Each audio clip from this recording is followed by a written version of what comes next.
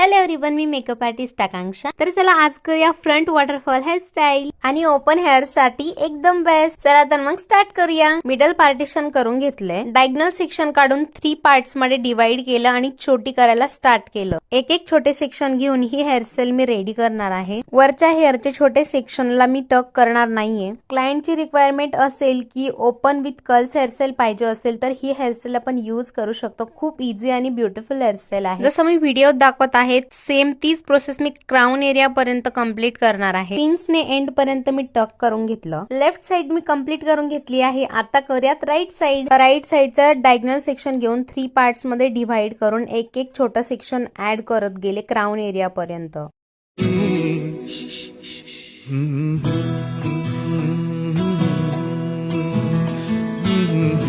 चला तर hairstyle done. आणि हो, कशी वाटली तुम्हाला ही फ्रंट वॉटरफॉल हेअरस्टाईल मला कमेंट करून